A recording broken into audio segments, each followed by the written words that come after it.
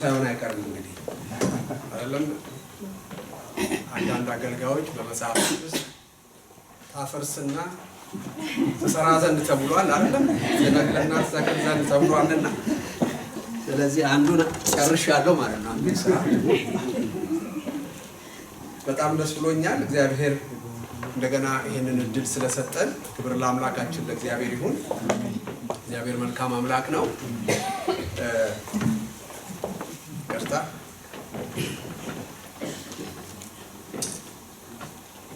አገልጋዮች ስለሆንን እዚህ የተሰበሰብነው የዘመርናቸው ዝማሬዎች ቦታችንን፣ ስፍራችንን፣ ልካችንን የሚያሳዩ ናቸው አይደል? እና ወገኖቻችን ሲያስመልኩን ራሳችንን እንድናይ በሚያስችለን መንገድ ነው። እና አንድ ጥቅስ ወደ አእምሮዬ ይመጣ ነበርና ላንብብላችሁ። ከእናንተ የሚያርስ ወይም ከብትን የሚጠብቅ ባሪያ ያለው ከእርሻ ሲመለስ ወዲያው ቅረብና በማዕድ ተቀመጥ የሚለው ማን ነው? ሉቃስ 17 ነው ማነበው። የምበላውን ራቴን አሰናዳልኝ፣ እስክበላና እስክጠጣ ድረስ ታጥቀህ አገልግለኝ፣ በኋላም አንተ ብላና ጠጣ የሚለው አይደለምን? ያንም ባሪያ ያዘዘውን ስላደረገ ያመሰግነዋልን? እንዲሁ እናንተ ደግሞ የታዘዛችሁትን ሁሉ ባደረጋችሁ ጊዜ የማንጠቅም ባሪያዎች ነን፣ ልናደርገው የሚገባንን አድርገናል በሉ ይላል። በጣም የሚገርም ቃል ነው አይደለም? የሚገባንን እንኳን አድርገን ምንድነን? የማንጠቅም ሰዎች ነን። በዚህ ልክ ራሳችንን ልናስብ የምንችል ሰዎች እንኑር እርግጠኛ አይደለም። ራሴን ግን እንደዚህ ላስብ እንግዲህ የሚገባንን አድርገን በውጭም በውስጥም የተሰጠንን አገልግሎት ፈጽመን ግን የማንጠቅም ባሪያዎች ነን በሉ የሚለው የጌታን ቃል በምናስብበት ሰዓት ሳንፈጽም በተገኘንበት ጊዜ ደግሞ ምንድን ነው የሚሆነው ብላችሁ አስቡ። የጌታን ፈቃድ በልኩ ሳናደርግ፣ ሳንታዘዘው፣ ሳንታመንለት፣ መትጋት ያለብንን ያህል ሳንተጋ፣ ለተሰጠን አገልግሎት መስጠት ያለብንን ጊዜ፣ ስፍራ፣ ቦታ፣ ልባችንን በሚገባው ያህል ልክ ሰፍረን ሳንቆጥብ ሳናረግ ጎለን የተገኘን ሰዎች ደግሞ ከሆንን አስቡት። እግዚአብሔር ግን ለዚህ ለሱ ስራና አገልግሎት ስሙን ተሸክመን እሱ ባዳነው ሕዝብ መካከል ስሙ በሚጠራበት አደባባይ አገልጋዮቹ ተብለን ልናገለግል የጠራን ከቸርነቱ የተነሳ ትልልቅ ሰዎች ስለሆነ አይደለም። ሲያድነን የተሻሉ ሰዎች አይደለም። የተሻሉ ሰዎች ተመርጠው እንዳልዳኑ መጽሐፍ ቅዱስ ይናገራል። እና ለአገልግሎትም ስንጠራ በዚህ መንገድ ነው የተጠራ ነው። እና ክብር ለአምላካችን ይሁን።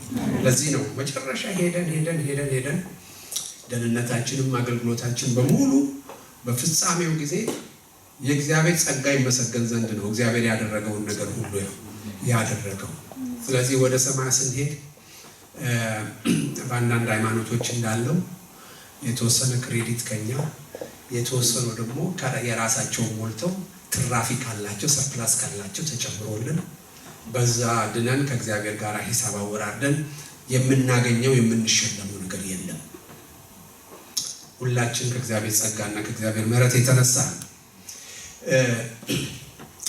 በዚህ እግዚአብሔር በሚሰጠን ጊዜ በተለይ በመጀመሪያዎቹ 2 ፕሮግራሞች ዛሬውኑ ሁለቱንም ወይም ነገ ግማሹን በምንሄድበት ጉዳይ ላይ እንደ መሪ ቃል አድርጋችሁ ልትይዙ ትችላላችሁ። ግን መልእክቶችን ሀሳብ የመሰረትኩባቸው የመጽሐፍ ቅዱስ ክፍሎች አይደሉም።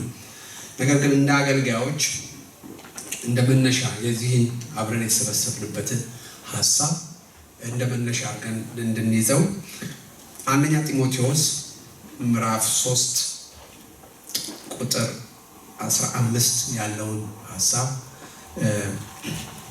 አነባለሁ። ብዘገይ ግን በእግዚአብሔር ማደሪያ ቤት መኖር እንዴት እንደሚገባ ታውቅ ዘንድ ጽፍልሃለሁ። ብዘገይ ግን በእግዚአብሔር ማደሪያ ቤት መኖር እንዴት እንደሚገባ ታውቅ ዘንድ ጽፍልሃለሁ። እግዚአብሔር ይመስገን። መጽሐፍ ቅዱስ ሲጀምርም ሲጨርስም የእግዚአብሔርን በሕዝቡ መካከል ማደር ትልቅ ቦታ ይሰጠዋል። የመጀመሪያዎቹን የመጽሐፍ ቅዱሳችንን ምዕራፎች ስናይ በትክክል ማደሪያ የሚል ቃል እንኳን ባይነገር እግዚአብሔር ከአዳም ጋር እንደነበረ እናያለን አይደለም? ዓለምን ፈጠረ፣ ይህን ሰውን ፈጠረ፣ በመልኩና በምሳሌ የፈጠረውን ሰው ግን ሌላ የሆነ ስፔሻል ቦታ ኤደን የምትባል ቦታ ላይ እንዳስመጣው እናያለን አይደለም? በዛ ከእግዚአብሔር ጋር ግንኙነት ያደርግ እንደነበረ ከወደቀ በኋላ ያለው ነገር ትንሽ ይጠቁማል። አዳም ከወደቀ በኋላ የእግዚአብሔር ድምፅ ማለት ነው በገነት ምን ያደርግ ነበር? ይመላለስ ነበር። ከእግዚአብሔር ጋር ግንኙነት እንደነበረው ማየት እንችላለን። በተለይም ደግሞ የሰው ውድቀት በአዲስ ኪዳን ውስጥ በተብራራበት ሐሳብ ስናይ ከእግዚአብሔር የመለየት ከእግዚአብሔር የመነጠል አይነት ነገር ተደርጎ ተገልጿል አይደል? ኃጢአት ማለት አንድ በጣም ቆንጆ የሆነ የአትክልት ስፍራ ሰው ያጣበት ችግር አይደለም። እግዚአብሔር ከሚባል የህይወት እስትንፋሱ የህይወት ምንጩ ከሆነ የመልኩና የምሳሌው መነሻ ከሆነው ከአምላኩ የተለየበት ጉዳይ ነው አይደለም? ስለዚህ እዛ ዘፍጥረት ምዕራፍ 3 ላይ የተፈጠረውን እግዚአብሔር ከሰው ጋር የነበረውን ህብረት ሰው በኃጢአት ምክንያት አጣ። ይሄንን ነገር እግዚአብሔር እንግዲህ በሂደት ውስጥ በተለያየ የማዳን ታሪክ ውስጥ አልፎ በተለይ በጌታችን በኢየሱስ ክርስቶስ በኩል በሰራው ማዳን የአዳንነት ወደ ፍጻሜው ሲደርስ የዘጸአት መጽሐፍ የራእይ መጽሐፍ መጨረሻ ላይ የምናየው ነገር ምንድነው? ሁለት ትልልቅ በረከቶች ነው የምናየው። አንደኛው የእግዚአብሔር ድንኳን በሰዎች መካከል አደረጀ የሚሆነው፣ ሁለተኛ እግዚአብሔርን ፊት ለፊት ምን ያደርጉታል? ያዩታል የሚባለው ነገር። ስለዚህ ማደሪያ የሚባለው ሐሳብ የእግዚአብሔር ምንድነው? ፕሮጀክት። እስራኤልን እግዚአብሔር ከግብጽ ካወጣው በኋላ መጀመሪያ የሰጣቸው ነገር ምንድነው? በመካከላችሁ እንዳደር ምን አድርጉልኝ? ቤት ስሩልኝ ነው ያላቸው አይደለም? እና ለእግዚአብሔር ቤት ተሰራለት። በአዲስ ኪዳን ግን እግዚአብሔር እኛን ቤት አደረገ። ቤተ ክርስቲያን ምን አደረገ? ቤት አደረገ። እግዚአብሔር የተመሰገነ ይሁን። ይሄ ግን የእግዚአብሔር ማደሪያ ግን ስርዓት አለው። ይሄ እግዚአብሔር ማደሪያ የራሱ ፕሪንሲፕል የራሱ መርህ አለው። ለዚህ ነው ጳውሎስ በእግዚአብሔር ቤት ማደሪያ እንዴት መኖር እንደሚገባ ታውቅ ዘንድ ምን አደረግልሃለሁ? ጽፍልሃለሁ። በተለይ እንደ አገልጋዮች ማለት ነው። በእግዚአብሔር ቤት አንደኛ የእግዚአብሔር ቤት ምንድነው የሚለውን ነገር በትክክል ሊገባንና ልናስብ የሚገባ ነገር ነው። በብሉይ ኪዳን ግልጽ ነው። ብዙ ድንኳኖች በእግዚአብሔር ማደሪያ የእግዚአብሔር ማደሪያ ተብሎ በመካከል ከተቀመጠው ከመገናኛው ድንኳን ውጪ ተሰርቷል እና የእያንዳንዱ ነገድ የአራት አቅጣጫ አለ። የእያንዳንዱ ሰው ድንኳን አለው የየራሱ። ነገር ግን በየራሱ ቤት የሚኖሩበት የራሱ ባህል፣ የራሱ ካልቸር፣ የራሱ ነገር ሊኖረው ይችላል።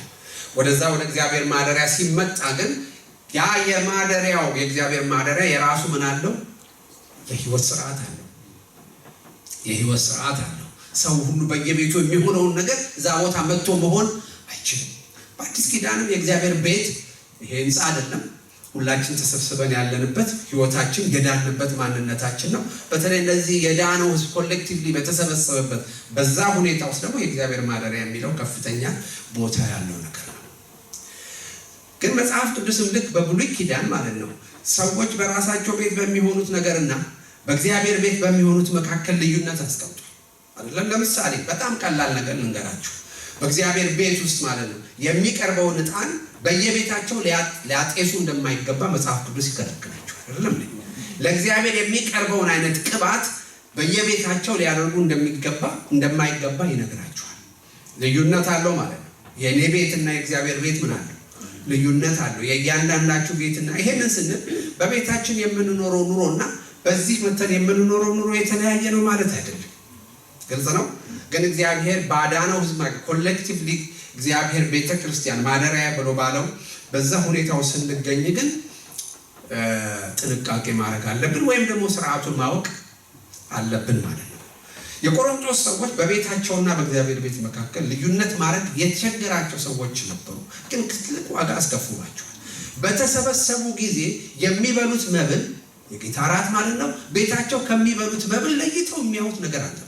እዚህም መብል ነው፣ እዛም መብል ነው፣ እዚህም መጥገብ ነው፣ እዛም መጥገብ ነው።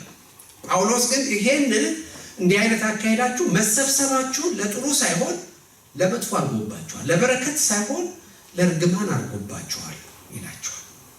በዚህ መንገድ መኖር የምትፈልጉ ከሆነ ለእናንተ መብል እንደዚህ ከሆነ በየቤቶቻችሁ ማድረግ ትችላላችሁ፣ መብላት ትችላላችሁ።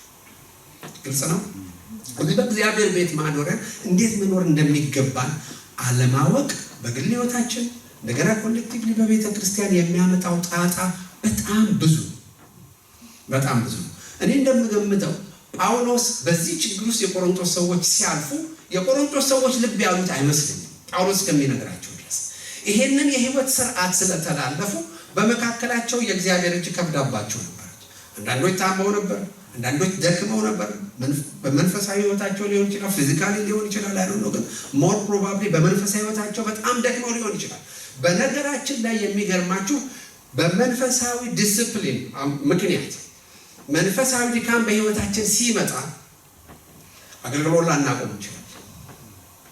ለአገልግሎታችን የምንሰጠው ጊዜ ላይ ቀንስ ይችላል። የምናደርገው ነገር በሙሉ እንደቀርም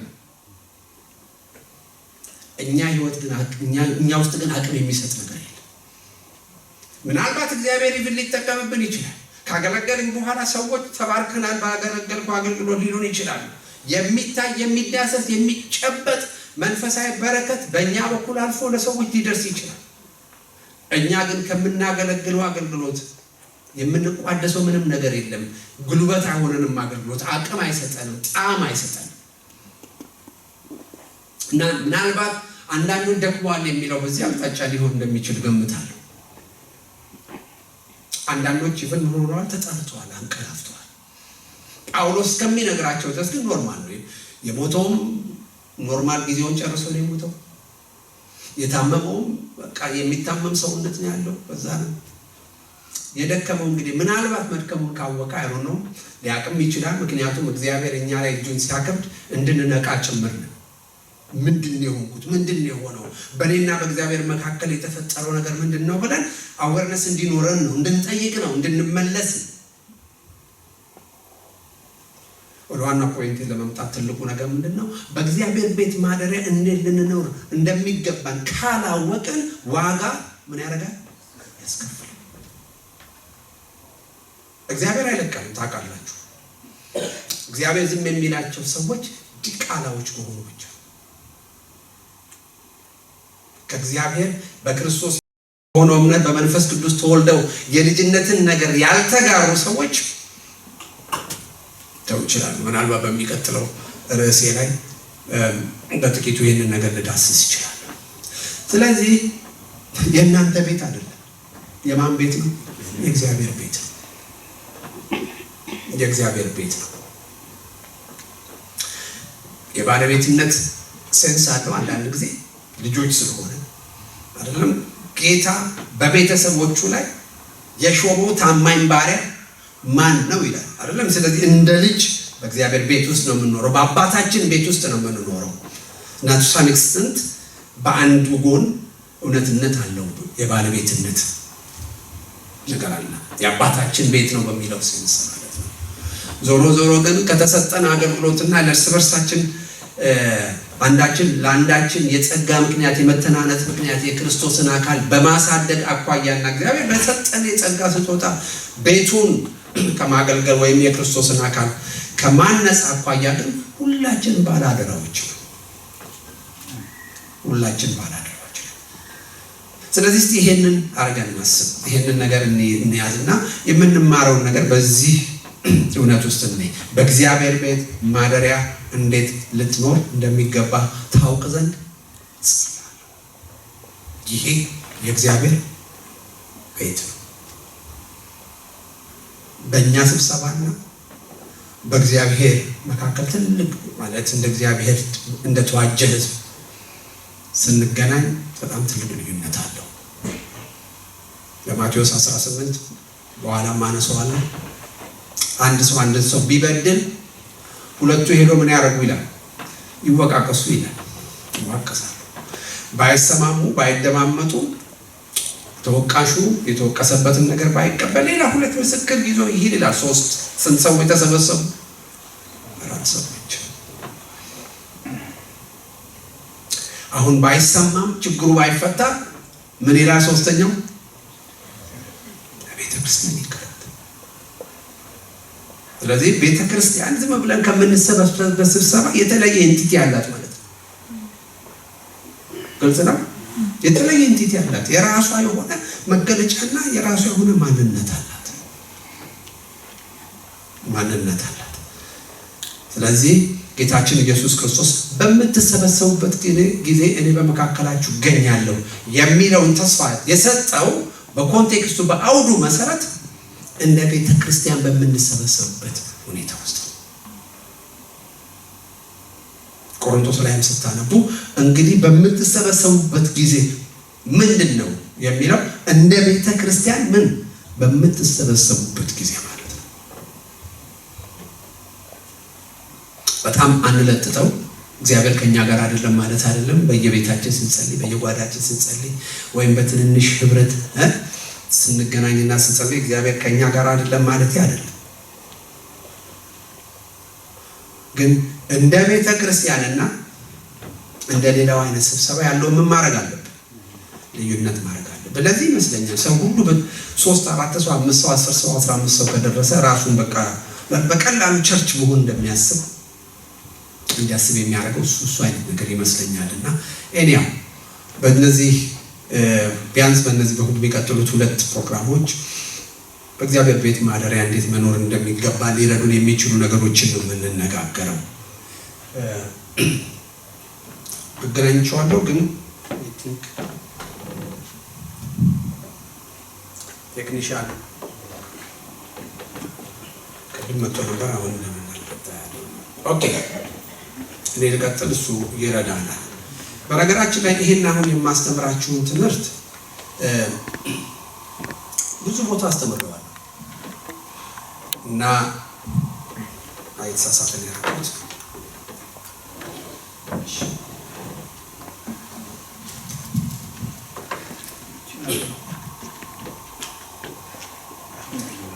የሚገርማችሁ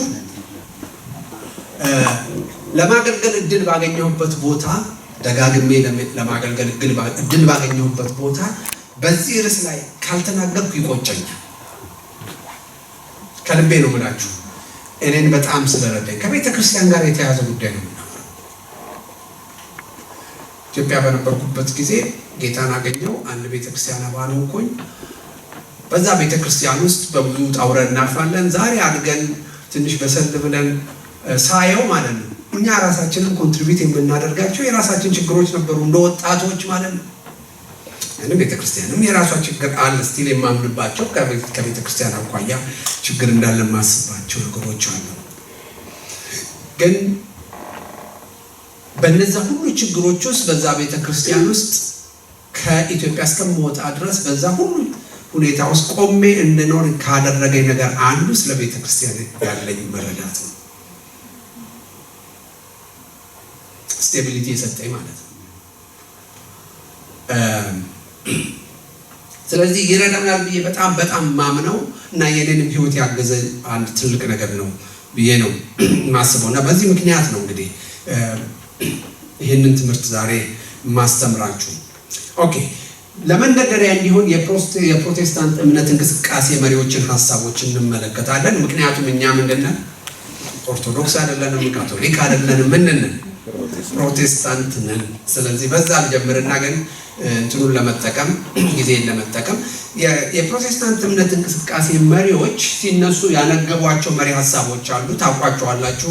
መጽሐፍ ቅዱስ ብቻ፣ በጸጋ ብቻ፣ ኢየሱስ ክርስቶስ ብቻ፣ በእምነት ብቻ፣ ለእግዚአብሔር ክብር ብቻ የሚሉ ቁልፍ ቃሎች አሉት። የመጨረሻው አማኞች ሁሉ ደግሞ ካህናት ናቸው የሚሉ እነዚህ በተለይ ከላይ ያሉት አምስቱና መጨረሻ ላይ አማኞች ሁሉ ካህናት ናቸው የሚለውን ነገር ይጨምራል። እና እንደምታውቁት በክርስትና ጥላ ስር የሚገኙ 3 የእምነት ክፍሎች አሉ። አንደኛው የኦርቶዶክስ፣ አንደኛው የካቶሊክ፣ የኦርቶዶክስ፣ ከዛ በኋላ የፕሮቴስታንት ነው። እንዳመጣጣቸው ለመጥቀስ ብዬ ነው። እና ብዙዎቻችን ከኦርቶዶክስ ባክግራውንድ የመጣን ሰዎችን እናውቃለን። የካቶሊክን ቤተክርስቲያን እንዳለ እናውቃለን። የፕሮቴስታንት እምነት እንቅስቃሴ ያው እነዚህ መሪ ሐሳቦች አንግቦ ነው እየተነሳ። ብዙዎቻችሁ ታውቃላችሁ እርግጠኛ ነኝ። የፕሮቴስታንት የሚለው ስም ከካቶሊክ ቤተክርስቲያን አስተምሮና የሃይማኖት ስርዓት ወጣ ብለው ቤተክርስቲያን ተሐድሶ ያስፈልጋታል የሚል እንቅስቃሴ ለጀመሩ ሰዎች የተሰጠ ስም ነው። ፕሮቴስት አደረጉ፣ ተቃወሙ። የቤተክርስቲያንን የእምነት አቋምና ትራዲሽን ማለት ነው አልተቀበሉም፣ ገፉ በሚል አይነት እሳቤ እነዚህ ፕሮቴስት አድርገዋል በማለት ፕሮቴስታንት የሚል ስያሜ አግኝተዋል። በኋላ ግን ያው በክርስትና እምነት ጥላ ውስጥ ከካቶሊክና ከኦርቶዶክስ ውጪ ለሆኑ የመጠሪያ ስም ሆኗል። ወይም ካቶሊክ ወይም ኦርቶዶክስ ላልሆኑ ሰዎች ማለት ነው። እንቅስቃሴው የጀመረው እንደምታስታውሱት በ1517 ነው። ያው ጀርመን ውስጥ ሉተር አለ፣ ስዊዘርላንድ ውስጥ ስዊንግሊን አለ። ውልደቱ ፈረንሳይ ነው፣ ግን በስደት ምክንያት ደግሞ ጄኔቫ ውስጥ ስዊዘርላንድ ውስጥ የኖረው ካልቪን የሚባለው ሰው አለ እና እነዚህ ሰዎች እግዚአብሔር ተጠቅሞባቸው ያንን የፕሮቴስታንት ተሐድሶ እና እነዚህን ወሳኝ የሆኑ ወደ 5 የሚሆኑ መሪ ሐሳቦችን ይዘው እንደተነሱ እናገኛለን። ይሄን የምጠቅስበት ምክንያት ምንድነው? መነሻ ታሪካችንን ማወቅ በጣም አስፈላጊ። ጌታችን ኢየሱስ ክርስቶስ የማቴዎስ ወንጌል ምዕራፍ 13 ላይ ስለ እግዚአብሔር መንግስት ብዙ ምሳሌዎችን ከተናገረ በኋላ የመጨረሻ የተናገረውን ምሳሌ ግን የዘጋበትን ሐሳብ ልንገራችሁ። መጽሐፍ ቅዱስ ያያታችሁ ማውጣት ትችላላችሁ። መጨረሻ ላይ ሲዘጋ ምን ይላል? ቁጥር 53 ኢየሱስም እነዚህ ምሳሌዎች ከጨረሰ በኋላ ከዚያ ሄደ፣ ወደ ገዛ ሀገሩ መጥቶ እስኪገረሙ ድረስ በምኩራባቸው ያስተምራቸው ነበረ። ይቅርታ፣ ቁጥር 51 ኢየሱስም ይህን ሁሉ አስተዋላችሁን አላቸው። አዎን አሉት። ይህን ሁሉ የሚለው ከዚህ በፊት የተናገራቸው 6-7 የሚሆኑ ስለ እግዚአብሔር መንግስት የሚያስረዱ ምሳሌዎችን ነው፣ የተለያዩ ምሳሌዎች። ኢየሱስም ይህን ሁሉ አስተዋላችሁን አላቸው። አዎን አሉት። እርሱም ስለዚህ የመንግስተ ሰማያት ደቀ መዝሙር የሆነ ጻፊ ሁሉ ከመዝገቡ አዲሱንና አሮጌውን የሚያወጣ ባለቤትን ይመስላል አላቸው። ሌሎቹን ቃሎችን ተውና የእግዚአብሔር መንግስት ደቀ መዝሙር ምን ይመስላል ነው ያላቸው። ምንድነው የሚመስለው? አንድ ጸሐፊ አለ። ያ ጸሐፊ ምን አለው? መዝገብ አለው እና ከዛ ከመዝገቡ ውስጥ ምን እንደሚያወጣ አዲሱንና አሮጌውን እንደሚያወጣ ይመስላል። ክርስትና ወይም ደቀ መዛሙርትነት በአዲስ ነገር ላይ ብቻ የተመሰረተ ጉዳይ አይደለም። ወይም ደግሞ ክርስትና ወይም ደቀ መዛሙርትነት በአሮጌ ነገር ላይ ብቻ የተመሰረተ ነገር አይደለም። ትክክለኛ ደቀ መዛሙርትነት አሮጌውንና አዲሱን ምናልባትም ማለት ነው ከአሮጌው ውስጥ አዲስ አይደለም፣ አዲሱን ደግሞ በአሮጌው እሴት ውስጥ ይዞ የሚሄድ ማለት ነው። በአጭር ቃል ምን ማለት ነው? አንዳንድ ሰዎች መንፈሳዊነት በነገራችን ላይ አዲስ ነገር የሚመስላቸው ሰዎች አዲስ ነገር ሁሉ በቃ ለነሱ እንደ አዲስ መገለጥ አድርገው ወይም ደግሞ በቃ ያ ነገር ብቻ ህይወታቸውን የሚሰራ አድርገው የሚያስቡ ሰዎች አይደለም። እውነተኛ ደቀ መዛሙርትነት ምን ላይ ነው? አሮጌውንም ምኑ ነው? አሮጌው የትናንትና መሰረታችን ነው። ክርስትና ዛሬ አልተጀመረም። እንደ ፋሽን የሚለዋወጥ ነገር አይደለም። አንድ ጊዜ ለቅዱሳን ሁሉ በተሰጠ የሃይማኖት ላይ የሚካሄድ እምነት ነው፣ የሚኖር የህይወት ስርዓት ነው። ግን ይሄ ማለት ምን ማለት ነው? ለዛሬ ሬሌቫንስ የለውም ማለት አይደለም። ለዛሬ ፍሬሽ አይደለም ማለት አይደለም። የዛሬውን የትውልዱን ጥያቄ ወይም የእኛን መንፈሳዊ ችግር አይፈታም ማለት አይደለም። ዝም ብሎ ትውፊት ብቻ ሆኖ ትራዲሽን ሆኖ ብቻ የሚቀር ጉዳይ አይደለም ማለት ነው። ስለዚህ አዲሱ ምንድነው ካላችሁ ፍሬሽነሱ ነው ማለት ይቻላል። ገብቷችኋል? ትናንትና ለነ ጳውሎስ ትናንትና ከኛ በፊት ለነበሩ ሰዎች የተገለጠውና በእነሱ የሰራው የእግዚአብሔር ነገር ዛሬም ለኛ እኛ ላለንበት ትውልድና ሁኔታ ምን ሲሆን አፕላይድ ሲሆን ማለት ነው። ስለዚህ ታሪካችንን ማወቅ ምንድነው? የትናንት የሌለው ያው ዛሬም የለው ማለት መሰረት የለው፣ ወደፊትም ማይታ አንድ ዲሜንስ ታውቃላችሁ አይደል? ዲሜንሽያ የሚባል በሽታ አለ እና አሁን ይሄ ዲሜንስ ምንድነው የሚያደርገው? ሰውየውን የትናንትናውን ነገር ሁሉ ምን ያደርገዋል? ያስረሳዋል። የትናንትናው ነገር ስለሚረሳ በዛሬ ማንነቱ ውስጥ ቀውስ ይፈጠራል። ስለ ነገም የሚያው ምንም ነገር የለው። እኔ እንደምገምተው መንፈሳዊ ዲሜንስም አለ ብዬ ነው ማስበው። ትናንትና የቆምንበትን እኛ ጋር የተንከባለለ በቅብብሎሽ የደረሰውን ሰዎች ዋጋ የከፈሉለትን የእምነት እውነት እንዴት እንዳገኘን እንዴት እንደተቀበልን ካላወቅን በስተቀር ችግር ነው። ጳውሎስ ለጢሞቴዎስ ምን አለው? ከማን እንደተማርክ ታውቃለህ። እዚህ በፊት ተናግሬው እንደሆነ አላውቅም። አንዳንዶቻችን በጣም መንፈሳዊ እንደሆነ የሚመስለን ጌታ ራሱ ማንም አላስተማረኝም ጌታ ራሱን ያስተማረኝ በሚለው አባባል ይመስላል። እግዚአብሔር በእንዲህ አይነት መንገድ አንዳንድ ነገሮች ሊሰራ የሚችልበት እድል አለው። ግን ያ የተማርነው ነገር ማለት ነው ከዚህ በፊት ያልተገለጠ ለእኛ ብቻ የታየ ነገር ግን ሊሆን አይችልም። ግልጽ ነው። ያ አስተማሪዎቻችሁን ካላወቃችሁ ማለት ነው። እኔ መቼም ሁላችንም እንደ ጳውሎስ ማለት ነው ወደ አረብ ምድረ በዳ የወጣን አይመስልም። ልክ ነኝ? አንዳንድ ጊዜ ኮንሽስሊ አንዳንድ ጊዜ አንኮንሽስሊ በእኛ ህይወት ውስጥ ስራ የሰሩ ሰዎች አሉ። መንፈሳዊ አባቶች አሉ። መንፈሳዊ አባቶች ብቻ ሳይሆን ደግሞ ሞግዚቶችም አሉ። መንፈሳዊ አባቶቻችን በእኛ ህይወት ውስጥ ከሰሩትና ከጣሉት መሰረት ተነስተው ደግሞ ማለት ነው የእኛ መንፈሳዊ ህይወት እየተንከባከቡ አሁን ለደረስንበት ነገር ያደረሱን ሰዎች አሉ።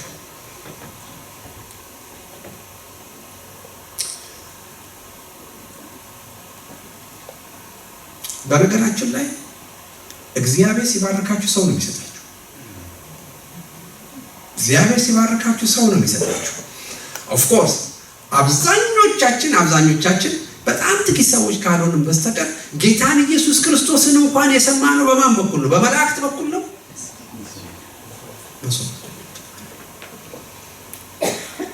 በሰው በኩል ነው የሰማነው። እኔ እንደው ምሳሌ እንዲሆናችሁ እንጂ ራሴን እዚህ ለመንገድ አይደለም። በጣም በሚገርማችሁ ሰዎቹ አያስታውሱትም። እኔ ግን አረሳቸውም እነዛን ሰዎች። ሁለት ነገር ልንገራችሁ። አንደኛውን ታውቁታላችሁ፣ ፓስተር አለማየሁ ስቱትጋርት ማለት ነው። እሱ አያውቅም ነበር እና ለመጀመሪያ ጊዜ ግሪክ ሀገር ተገናኝተን የእግዚአብሔርን ቃል አካፈልኩኝ። ከዛ በኋላ መጣ። በጣም ደስ አለው። በጣም የሚገርም ነገር ነው ያካፈልከን አለ።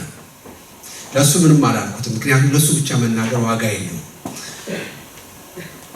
በኋላ በሁለተኛው ሴሽኔ ላይ ግን ነገርኳቸው። ለሁሉም አላውቅም ፓስተር ያስታውስ እንደሆነ ዛሬ የእግዚአብሔርን ቃል ለማስተማር በምችልበት አይነት መንገድ እንዳስተምር በህይወቴ እግዚአብሔር ካመጣቸውና መሰረት በህይወቴ ከጣሉ ሰዎች መካከል አንዱ ፓስተር አለማየሁ።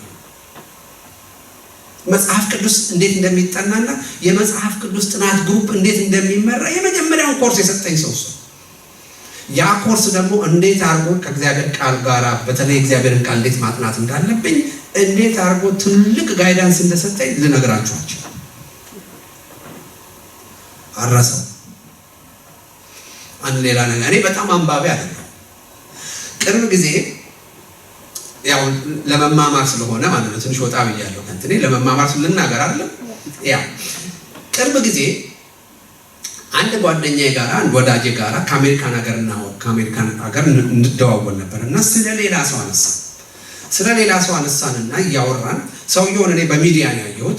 እንደዚሁ አውቀዋለሁ፣ በአካልም አግኝቼው አውቃለሁ። ታዋቂ ሰው ነው፣ ስሙን መጥራት አያስፈልገኝም። እና ከዚህ ከወዳጄም ጋር በጣም ልጆች እያሉ በጣም ወጣቶች እያሉ በጌታ ቤት አብረው ነበሩ። በኋላ ግን ያው በመስመር አይገናኙም። እኔም ከዛ ሰውዬ ጋር በመንፈሳዊ አቋም አንገናኝም አሁን ባለበት ሁኔታ ማለት ነው። ግን ምን አልኩት ይህንን ጓደኛዬን ግን በጣም አንባቢ ይመስላል አልኩት። አይ ብርሽ አለኝ፣ እሱ መጽሐፍ ይልሳል እንጂ አንብቦ አያውቅም።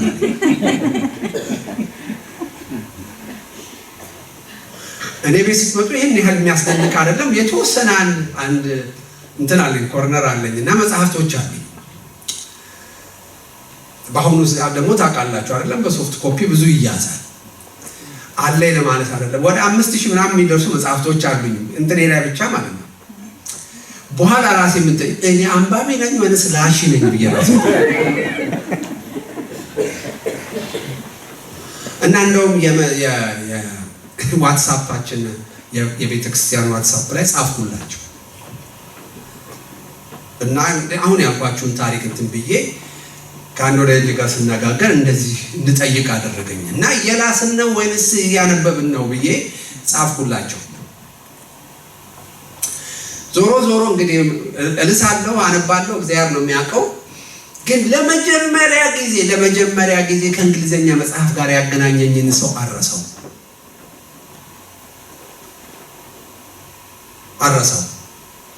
አንድ ትንሽ ቡክሌት ነው የሰጠኝ፣ በቦዲ ኦፍ ክራይስት የምትል ትንሽ ቡክሌት እና በዛ ጊዜ አሁን ጎበዝ ነኝ ማለት አይደለም እንግሊዘኛ ኢዝና ወዝ እንኳን ዲክሽነሪ ያየውን ያነበብኩት ማለት ይቻላል። ግን እንዴት አድርጎ የኔን ህይወት እንደለወጠ ልንገራችሁ። በጣም መንፈሳዊ መሆን አማረኝ ሳይሆን መሻቱ ነበረኝ። ስለዚህ በጣም መንፈሳዊ ሰው ለመሆን ግን ምንድነው ሞር የግል ጊዜ መውሰድ አለብኝ ብዬ አስብ። ምክንያቱም ቸርች እንመጣለን፣ እንካፈላለን፣ ከዛ በኋላ ከወንድሞች ጋር አብረን ረጅም ጊዜ እናሳልፋለን። በእርግጥ ይጸልያል፣ የምናወራው ቋንቋችን ሁሉ መንፈሳዊ ነው እንዳሁኑ አይደለም እና ብዙ የተሰራውበት ነገር ግን ምን አሰብኩ፣ ሞር ከሰው ጋር ከማሳለፍ ሞር ከእግዚአብሔር ጋር ማሳለፍ ይሻለኛል ብዬ አስብ። ስለዚህ ምን ብዬ ወሰንኩኝ፣ በቃ ቸርች እመጣለሁ፣ አገለግላለሁ፣ ልክ ሲጨረስ ቤቴ ሄጄ መንበርከክ ነው። ያንን ቀን የወሰንኩበት ቀን አገልግሎት ጨረስን። ጓደኞቼ በቃ ዛሬ የለውም ቻው ብያቸው አልነገርኳቸውም። ከዛ ልክ ስወጣ በር ላይ ይሄንን ወንድም አገኘሁ፣ ዛሬ ስዊድን ይኖራል። አቅም አሁን ምነግራችሁ ነግሬዋለሁ ለሱ። አንተ እኮ ለመጀመሪያ ጊዜ እንደዚህ ያገናኘህ ብዬዋለሁ። ከዛ በኋላ ብርሽ ና አለኝና እስቲ ይህችን አንብባት ብሎኝ፣ በጣም ትንሽ ናት፣ the body of Christ የምትል ቡክሌት ናት ሰጠኝ። ቤቴ ገባሁ፣ ጸለይኩና በኋላ ብሬክ አድርጌ ሳነባት የግል ክርስትና የለም ነው የምትለው መጽሐፍ ራሱ። ከከተማ ምነና አወጣች። ያው ከቀልቤ እኮ ነው የምላችሁ። እኔ በቃ ደመነን ነበር ማለት ነው አይደል? በመሰረቱ ይኸውላችሁ ምነና ከዓለም ለመሸሽ የተጀመረ ነገር አይደለም፣ ከቤተ ክርስቲያን ለመሸሽ የተጀመረ። ምክንያቱም ቤተ ክርስቲያን ውስጥ ያለው ነገር ዓለም መቻላቸው እውነት ነው። ቤተ ክርስቲያን መንፈሳዊ ንጽህናዋን እያጣች ሄደችበት ጊዜ ነበር። ስለዚህ መንፈሳዊ ህይወታቸውን ጠብቀው ለመኖር የሚፈልጉ ሰዎች ዓለም አይደለም ቤተ ክርስቲያን አልመቻለቻቸው። ስለዚህ የትገቡ በረሃ ገቡ፣ ምድረ በዳ ሄዱ። ምንኩስና እነሱ ነው የተጀመረው። ትክክል ነው ማለት ግን አይደለም። ይሄንን ሁሉ ያወራሁት ከምንድን ነው? እግዚአብሔር በእናንተ ህይወት ውስጥ ትናንት የሰራው ሰው አለ። በጣም ትንንሽ ችግሩ ምንድን ነው? ለነዛ ትንንሽ ነገሮች ክሬዲት የማንሰጥ ሰዎች ዛሬ ለደረስንበት ደረጃ በሙሉ ምክንያት የሆኑ ሰዎች አሉ። በእርግጥ እኛ ክሬዲት ባንሰጣቸው አንድ ቀን ግን በጌታ ቀን ማለት ነው በእኛ ምክንያት አክሊል ሲቀበሉ እናገኛቸዋለን። እነዛን ሰዎች የተሰሎንቄ ሰዎች እንደሱ አይደለም ያለ እናንተ በጌታ ቀን ምኖች ትምክቴና ምኖቼ ናቸው፣ አክሊሎቼ ናቸው። እኛ ቦታ ያልሰጠናቸው ስፍራ ያልሰጠናቸው ሰዎች እግዚአብሔር ግን በእኛ ህይወት ውስጥ ለሚፈልገው መንፈሳዊ ኢንቨስትመንት ምክንያት አድርጎ ጎናችን ያስቀመጣቸው አጠገባችን ያስቀመጣቸው ሰዎች። በነገራችን ላይ የእኛ ካልቸር በእጅ ያለ ወርቅ እንደምንድን ነው? ይሄ እኮ የሚገርማችሁ እኮ ካልቸራችንን እኮ ነው የሚያሳየው። ካልቸራችንን ነው የሚያሳየው። አንዳንድ አገልጋዮች እንደዚህ ይሉኛል፣ ይገርምሃል እኔ ኮንግሪጌሽን ውስጥ የኔ ማህበር ውስጥ ሳገለግልና ሌላ ቦታ ሳገለግል የሚሰማኝ አቅም የተለየ ነው ይላሉ። በፊት ያንን ማሸነፍ ወርቃ ማድረግ አለብን። ግን ችግሩ የቱ ጋር መሰላችሁ? ሌላ ቦታ ስንሄድ እንግዶች ነን፣ አንታወቅም አይደለም። ጅብ ምንድነው ተባለ? በማያውቁት ሀገር ሄዶ አንጥፉልኝ እንደሚባል ማለት ያነጥፋል ሰው ማለት ነው ለጅብ። እንግዳ ከመጣ በቃ የተለየ ነገር ይመስላል።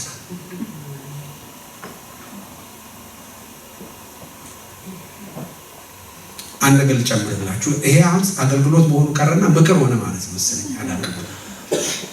የኔ እህት በጌታ አሁን ከጌታ ጋር ናት እና አውሮፓ ከመጣች በኋላ በጌታ ነው የተቀበለችው። ጌታን እንዳገኘች አውቃለሁ። እንደምታገለግል ቸርች ውስጥ አውቃለሁ። ግን ሌላ ብዙ እውቀት የለኝም። እንግሊዝ ሀገር ትልቁ ቸርች ነው የምታገለግለው። ስሟን ብጠራ አንዳንዶቻችሁ ልታውቋት ትችላላችሁ። እኔው ወደ ጌታ ስትሄድ አስከሬኗን ወደ ኢትዮጵያ ለመውሰድ እዛ ነበርኩ እና ሽኝት በሚደረግበት ጊዜ ከዛም በፊት በጣም የሚገርም ምስክርነቶች ሰዎች ነው ነበር። ማዛኔ ነው ኦልሞስት ጨርቄን ጥዬ ሜዳ ላይ ነበርኩ ሰው ነኝ። ከዛ አንስታ ጌታን መስክራለኝ እቤቷ 6 ወር አስቀምጣኝ። ከዛ በኋላ እንደዚህ እንድማር አድርጋኝ አሁን አግብቼ ወይ እንደዚህ ነኝ የሚሉ 1-2 ሰዎች አገኘሁ። ብቻ በጣም ብዙ ሰው የሚናገረው ነገር ይገርም ነበር። የራሴን አገልግሎት ጥያቄ እንድጠይቅ ሁሉ አድርጎኛል። ለምንድን ነው ምን አልኩኝ? እኔ እግዚአብሔርን መድረክ ላይ ነው ያገለገልኩት፣ እሷ ግን የእግዚአብሔርን ጓዳ ውስጥ አገልግላለች። በአጭር ጊዜ ኦልሞስት በወጣትነቷን የሞተችው ማለት ይቻላል እና በጣም በአጭር ጊዜ ጌታንም ባገኘችበት በአጭር ጊዜ ትልቅ ነገር እግዚአብሔር በህይወቷ እንደሰራ አይቻልም። ወደ ፖይንት ልምጣ። እኔው አስከሬኗን ይዤ ሄድኩኝ።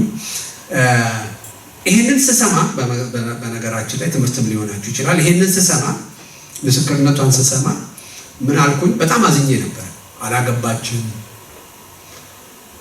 እና እንዳልኳችሁ እርሊ ነው ወደ ጌታ ሄደችው። ወደ ጌታ እንደሄደች እርግጠኛ ነኝ፣ ግን አዝኜ ነበር። በኋላ ስሰማ ግን ምን አልኩኝ? ምርጫ አለኝ። አሁን ማዘን ከፈለኩ ማዝንበት ምክንያት አለኝ፣ ግን መጽናናት ከፈለኩ ደግሞ መጽናናበት ምክንያት አለኝ። ስለዚህ ከዚህ በኋላ የምርጫ ጉዳይ ነው አልኩኝ።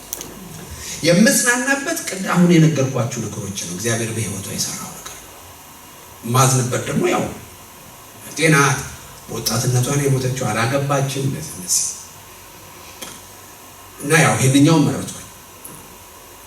ይሄ ማለት ጨርሶ አላዘንኩም ማለት አይደለም። ባነሷት ቁጥር አለኝ የሚሰማኝ ስሜት፣ ግን ያንን ሀዘንን የማሸንፍበት ምክንያት አለኝ ማለት ነው። ልክ ቤት ስገባ እናቴን እንደሱ ነው ያልኳት፣ በጌታ ናት እሷም። ይኸውልሽ በኋላ ነው የምነግርሽ፣ ግን ለማዘንም ለመጽናናትም ምክንያት አለን አልኳት። እኔው ቀብር ትናለን። ከዛ በኋላ ማታውኑ ነገርኳቸው የሰማሁት ሁሉ ምናምን። እንደገና ደግሞ በዲቪዲም የእንትኑ ስርዓቱን ይዤ ሄጄ ነበር። ምስክርነቱ ነገርኳቸው። እግዚአብሔር ረዳቸው፣ ተጽናኑ። እናቴም ተጽናናች እና በጠዋት ተነሳውና ታውቃላችሁ አይደለም ያው ቤት ፍራሽ ይነጠፋል እና ሄጄ አጠገቧ ቁጭ አልኩኝ ፍራሽ ላይ ማለት ነው። እና ከዛ ምን አለችኝ? ፀጉሬ እንደዚህ ያደረገች እግዚአብሔር አንድ ነገር አስተማረኝ አለች። ምንድን ነው አልኳት። እኛ ይኸውልህ ልጆች ስንወልዳቸው ልጆች ናቸው፣ ጡት ስናጠባቸው መሄድ ሲጀምሩ ልጆች ናቸው፣ ትምህርት ቤት ሲገቡ ልጆች ናቸው፣ ትምህርታቸውን ጨርሰው ስራ ሲይዙ ልጆች ናቸው፣ አግብተው ሲወልዱ ልጆች ናቸው። ለኛው ልጆቻችንን ሁልጊዜ እንደ ልጆች እያየን እኛ ሳንጠቀምባቸው እኛ እነሱ ውስጥ ያለውን ነገር ሳናይ ለብዙ ሰዎች ሲተርፉ ለብዙ ሰዎች እግዚአብሔር በረከት ሲያደርጋቸው አሁን በሷ ይሆኛለች። ምን ማለት ነው? ቅርባችን ሲሆን አጠገባችን ሲሆን የኛ ሲሆን በየቀኑ ስናየው ፋሚሊየር እንሆናለን፣ እንላመዳለን። ያ መላመድ ደግሞ በእነሱ ውስጥ እግዚአብሔር አልፎ ለኛ ሊሰጠው የሚችለው ነገር እየኮሰሰብን ይሄዳል። ልክ አሁን እናቴ እንዳለችው ሁሌ ምንድነው ልጅ ነው። ከዚህ ነገርያችሁ እንደሆነ አላውቅም። እዚህ ጋር ሰዎች ቆሞ ሲያገለግሉ የሚገርማችሁ እኛ እዛ ቁጭ ብለን የምንሰማበት መንፈስ ወይም ደግሞ ያለ መንፈሳዊ ሴንሲቲቪቲ በጣም ወሳኝ ነው።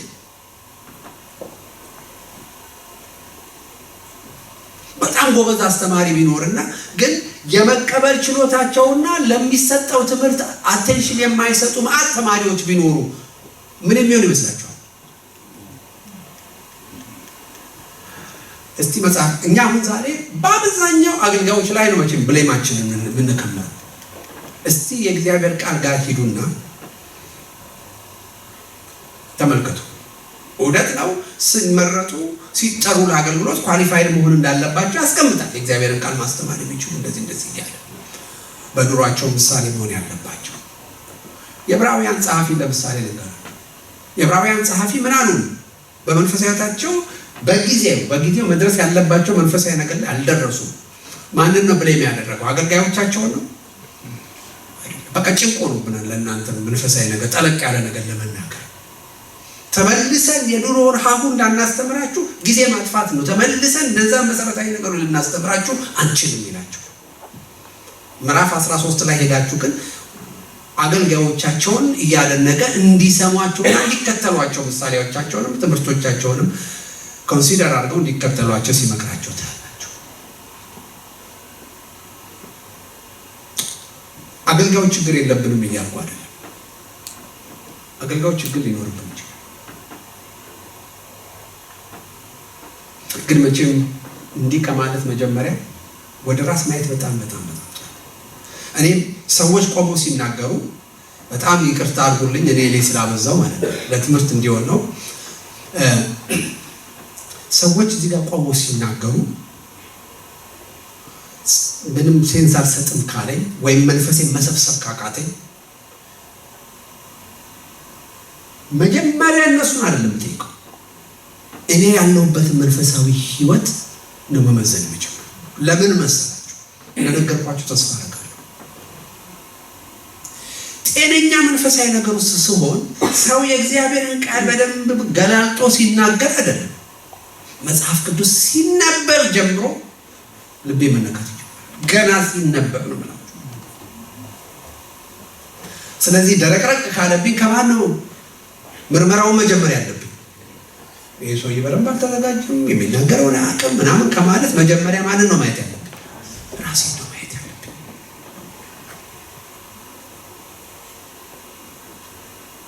ራሴን ነው ማየት ያለብኝ።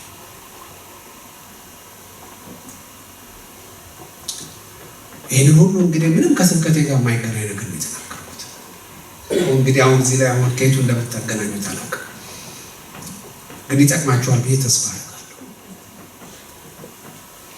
ወደዚህ ሁሉ ያስገባኝ ነው ለአንዳንድ ሰዎች አዲስ ነገር ብቻ መንፈሳዊ ነገር ይመስላቸው።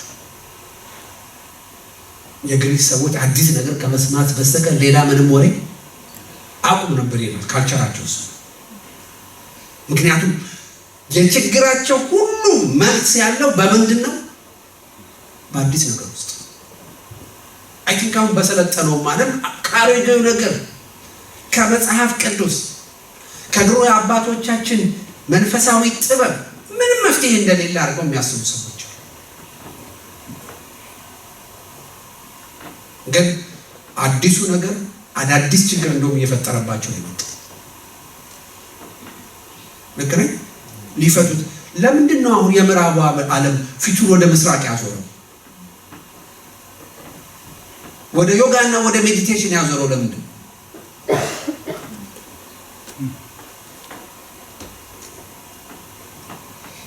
እግዚአብሔር በሚያስገርም አይነት መንገድ ዓለምን የቀየረበት የብዙ ሰዎችን ህይወት የሰራበትን እዚህ እንደሱ ሀገር የተጀመረውን መንፈሳዊ ነገር በቃ ቦታና ስፍራ ስላልሰጡት አይደለም። የምዕራባውያን እኮ መንፈሳዊ ነገራቸው አይደለም ስልጣኔያቸው ሁሉ እንኳን ከዚህ ጋር የተያያዘ አይደለም። ካልቸራቸው እኮ የጁዶ ክርስቲያኒቲ ካልቸር የወርክ ኤቲክሳቸውን ከየት አመጡት?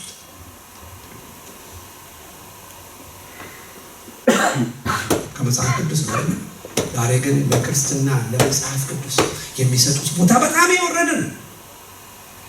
አንዴ የኔ ባለቤት ልክ እንደዚህ ሀገር አላቃቸውም ሱፐርማርኬቶቻችሁን እንደ አልዲ እንደ ሊድል ምናምን ማለት ነው ሚግሮ ምናምን የሚባሉ አሉ እና የቡድሃ አለ ፖስት ካርድ ማለት ነው እና ሌሎችም ማለት ነው። በኋላ ሴትዮዋን ሄደችን እዚህ የቡዳ አለ የኢየሱስ የት አለ አለች።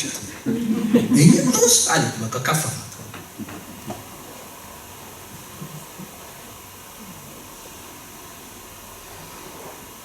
በመጨረሻው ጊዜ ለሚገለጠው ሐሰተኛ ክርስቶስ የሚሳደብበት አፍ ተሰጠው ይላል አይደል? ማንን? እግዚአብሔርንና በሰማይ የሚኖሩትን ቅዱሳን። ዛሬ ከሃይማኖቶች የሚንቋሸሽ ቢኖር የማን ሃይማኖት ነው የሚንቋሸሽ? የማን ስም ነው በተለይ የማይወደደው? የማን ስም ንገሩኝ እስቲ። የኢየሱስ ስም ነው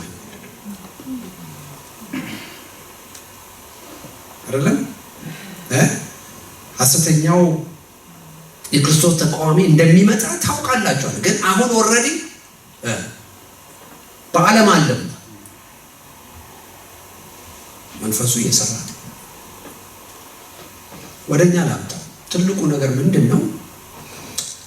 እውነተኛ ደቀ መዛሙርት አሮጌውንና አዲሱ ይዞ መሄድ።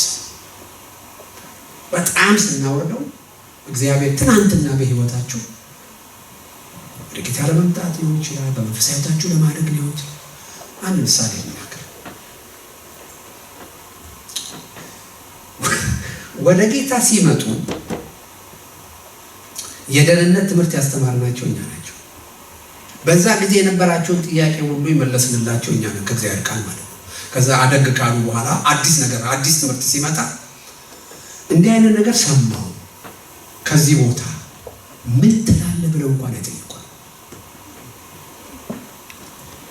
ሰላምታ ሰጥተው ሌላ ላናግር ብትሏቸው እንኳን እድል አይሰጧቸውም። ምን መጥቷል? አዲስ ነገር መጥቷል። ስለዚህ የመንግስተ ሰማይ ደቀ መዝሙር አሮጌውንና ምኑን አዲሱ በምንም አይነት ትናንትናውን የሚያስረሳ ነው። አሮጌው ደግሞ ጨርሶ ፍሬሽነሽ የሌለው ለዛሬ መንፈሳዊ ህይወታችን የማይጠቅም ዝም ብሎ ደረቅ መሆን የለበትም። ስለዚህ ደቀ መዝሙር ከሆነን በእንዲህ አይነት ስለዚህ ወደ ኋላ ተመልሰን የታሪክ ሰዎች የግድ መሆን የለብንም። ግን ጥቂት ነገር ማወቅ አለብን። የፕሮቴስታንት እምነት እነዚህን ብዙ ስለሄድኩኝ ይዘላቸዋለሁ። እኔ በእያንዳንዳቸው ላይ ለመናገር አይደለም እንትን ያልኩት። በነገራችን ላይ ድሮ ዶክትሪን የምናስተምረው ሰው ያው ጌታን ተቀብሎ አይደለም የደህንነት ትምህርት ላይ ነው የምናስተምረው። ከዛ ደግሞ ልክ እንደዚህ ስፔሻል ፕሮግራም ይነሳና እንትን ይባልና ስላሴ ወይም ምናምን ተብሎ እንማራለን። በተረፈ እዚህ ያሉ መድረኮቻችን ላይ በሙሉ የምናስተምረው ከሰው የዕለት ተዕለት መንፈሳዊ ህይወትና ከእግዚአብሔር ጋር ካለው ግንኙነት ጋር የተያዙ ጉዳዮች ናቸው። ዛሬ ግን እድሜ እንግዲህ ለዚህ ለአዲሱ ሶሻል ሚዲያ ማለት ነው ከብዙ ነገር ጋር እየተጋፈጠ ልክ ነኝ። ከብዙ ነገር ጋር እየተጋፈጠ በጣም ትልልቅ ከባባድ የሆኑ የመጽሐፍ ቅዱስ ዶክትሪናል ርዕሶች እየተነሱ ነው። በጣም አስፈላጊ የሚያደርጉ እርግጠኛ ነኝ ከኛ አብዛኛዎቻችን በቤተ ክርስቲያን ከሚሰጠው ትምህርትና በቤተ ክርስቲያን ከምናገኘው ነገር ይልቅ ያው በሚዲያ የምናገኘው ነገር በጣም ብዙ ነው። ለምን እጃችን ላይ ስላለ ማለት ነው በየደቂቃው።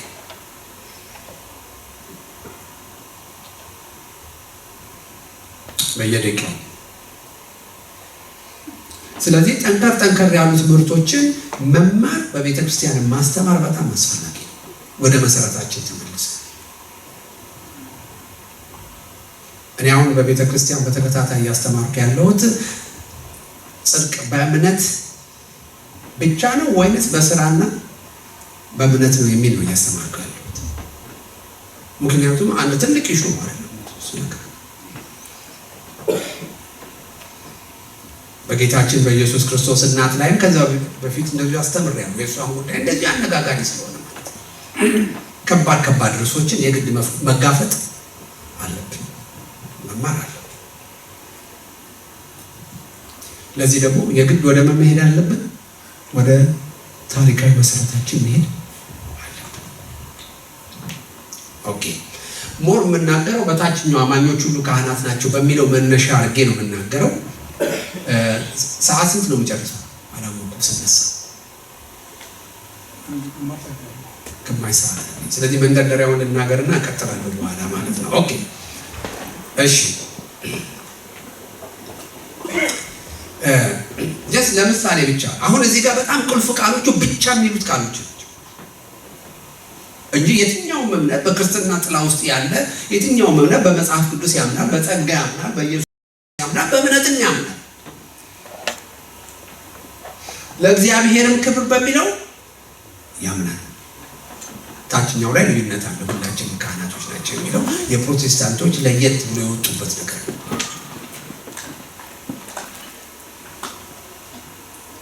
ቁልፉ ቃል ብቻ የሚለው ነገር ነው።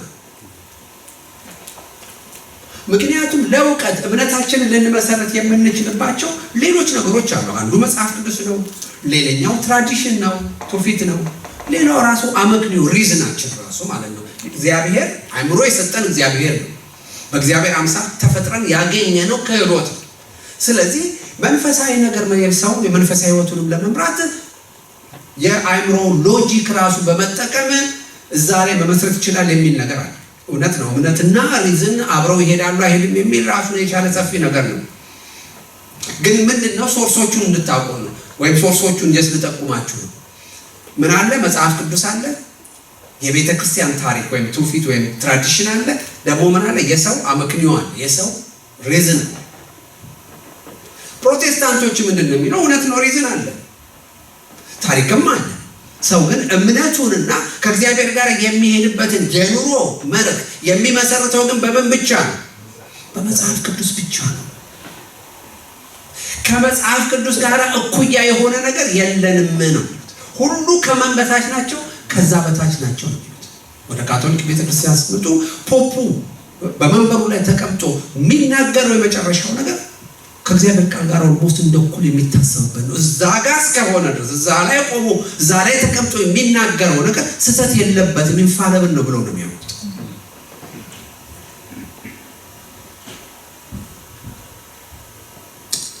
ዛሬ ያው ኦልሞስት የፖፕ ያህል ስልጣን ያላቸው ሰዎች አሉ እኛም ፕሮቴስታንት ውስጥ አይደል?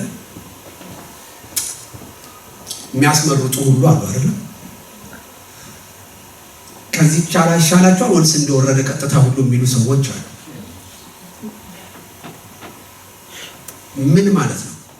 መጽሐፍ ቅዱስ ብቻ የሚለውን መነሻችንን መሰረታችንን ምን አድርገናል ማለት ነው? ጥለናል ማለት ነው። ጥለናል ማለት ነው።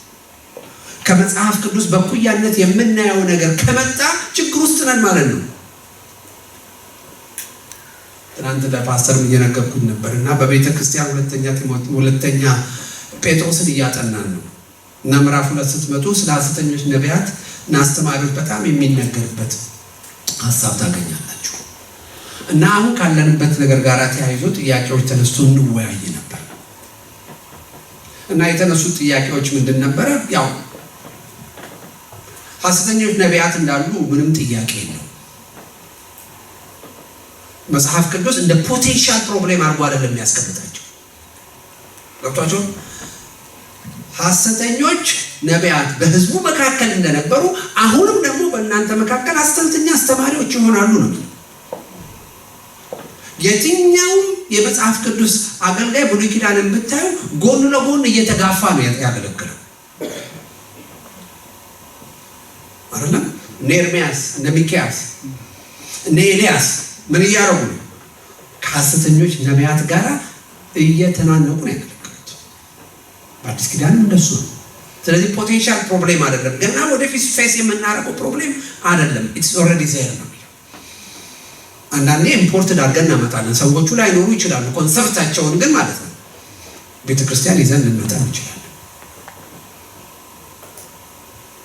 እና እስቲ እናንተ የምታውቋቸው በቤተክርስቲያኑ ሪኮግናይዝድ የተደረጉ ነቢያት እነማን ናቸው የሚል ጥያቄ ተነሳ። የነብይነት አገልግሎት በዚህ በአዲስ ኪዳን ያለው ነገር እንዴት ነው? ትንቢት የተናገረ ሁሉ ነብይ አይደለም ይባላል እና እሱን እስቲ አስረዱን የሚል ጥያቄ ተነስቶ እየተነጋገርን ነበር። ሁሉንም ልነግራችሁ አልችልም፣ ግን የመጀመሪያው ነገር ምንድን ነበር ያልኳቸው? በብሉይ ኪዳን ነብይነት ለተወሰኑ ሰዎች መንፈሳዊ ኤሊት ለሚባሉ ሰዎች ልክ እንደ ንግስናና እንደ ክህነት ተነጥሎ የሚሰጥ አገልግሎት ነበር። ሁሉ ሰው ንጉስ እንደማይሆን ሁሉ ሰው ካህን አይደለም። እንደውም በወገን ተለይቶ ነው። ከነገስታት የይሁዳ ንጉስ ነገድ አለ አይደለም። ከወዲህ ደግሞ የሌዊ ነገድ አለ። ነቢያቶች ከተለያየ ቦታ ሊመጡ ይችላሉ፣ ግን የሁሉም አይደለም። አዲስ ኪዳን የነቢያትን አገልግሎት አንድ የሰጠው ልዩ ባህሪ ምንድነው? የሁሉም አደረገው። የሁሉም አደረገው ሲባል ሁላችን ነቢያት ነን ለማለት ሳይሆን በእኛ ያደረው የትንቢት መንፈስ ቅዱስ የኢየሱስ መንፈስ ግን በእያንዳንዳችን በወደደውና በፈለገ ጊዜ ሊሰጠን የሚችል አንድ የጸጋ ስጦታ ሆኗል። ቆሮንቶስ ስታነቡ እንግዲህ በምትሰበሰቡበት ጊዜ ምንድነው ለአንዱ ትምህርት አለው፣ ለአንዱ ነብይነት አለው፣ ለአንዱ ትንቢት አለው፣ ለአንዱ ዕውቀት አለው ብሎ የሚናገርበት ኮንሰፕት እሱ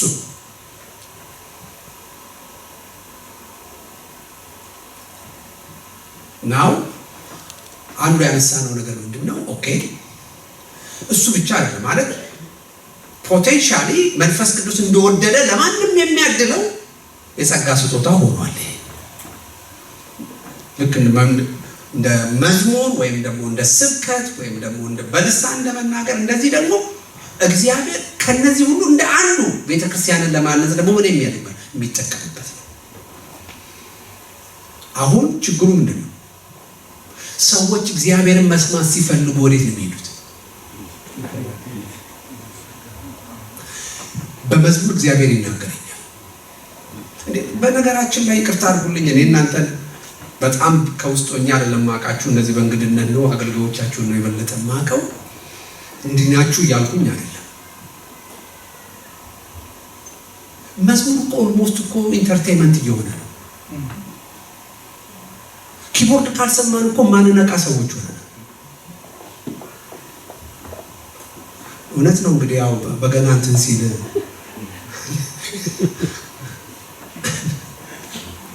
ግን እሱ ብቻ አይመስለኝም። እዚህ ሰው አንድ የምታውቁት በጣም አገልጋይ ደሉን ታውቁታላችሁ። እስቲ ይሄን ዝም አሉት ሁሉ ዝም ይላል።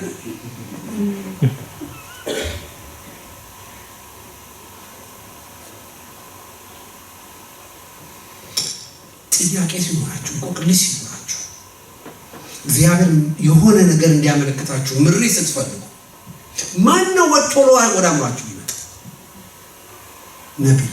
የዚህ ዘመን ትሬንድ ነው ወይ ነው? ሌላው ምንድነው? ማዝናኛ ነው? ምንድነው? ሌላው ምንድነው? አስቡት እስቲ። ታዲያ ለምን እዚህ ሰው ቆሞ ይዘምራል? ለምን እዚህ ሰው ቆሞ ይጸልያል? ለምን እዚህ ሰው ቆሞ የእግዚአብሔርን ቃል ያስተምራል? ለምን? ምን ሊያደርግላችሁ ነው?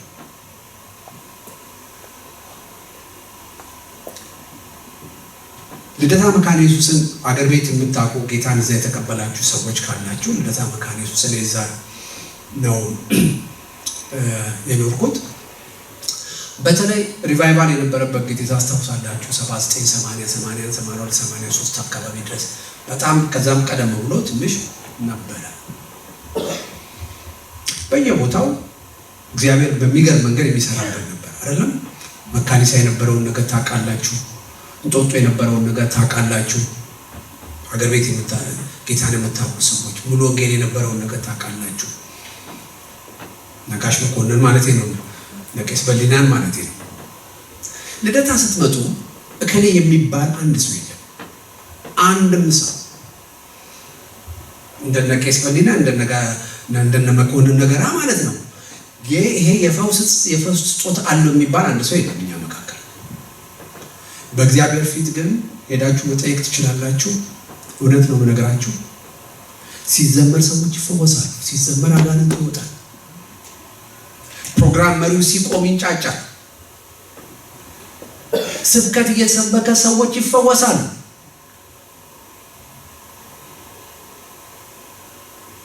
እንደውም ለእኔ መጽሐፍ ቅዱሳዊ የሆነውን የሪቫይቫል ክራይቴሪያ የሚያሟላ ሪቫይቫል ነው ብዬ ነው ማሰብ። እግዚአብሔር እስራኤልን ሲጎበኝ አይ ቲንክ አሞጽ ላይ ይመስለኛል ደካማው እንደ ዳዊት ደግሞ የሆነው እንደ እግዚአብሔር መልአክ ይሆናል። ምን ማለት ነው? እግዚአብሔር በሁሉም ምን ያደርጋል? ይጠቀማል፣ በሁሉም ይሰራል። እንደዛ አይነት ኮንዲሽን ውስጥ ነው ያለፈው። ነቢያቶችም ነበሩ። ነብይ የሚል ስም የላቸውም፣ ግን አይ ቲንክ በየጉባኤው አንዳንድ ጊዜ እስቲ እግዚአብሔር የሚናገረን ነገር ካለ እንስማ ተብሎ ጸጥ ይባላል። ከዛ ሰዎቹ ይናገራሉ። ይሄን ነገርኳችሁ ለምንድን ነው? እግዚአብሔር የማይሰራበት አገልግሎት አልነበረም ብላችሁ ወደ እግዚአብሔር ቤት እኮ ስንመጣ እግዚአብሔር ሆይ ዛሬ በቃል ተናገረኝ፣ ይሄንን እንቆቅልሽ ፍታልኝ እያልን የምንመጣበት ዘመን ነበር። አይ ዛሬ ለምንድን ነው ጆሮአችን ለአንድ ነገር ብቻ በቃ አይደለም? ልክ የጆሮአችን አንቴና ወደ አንድ አቅጣጫ ብቻ የሆነው ለምንድን ነው? ይሄ ኢምባላንስ ከየት ነው የመጣው?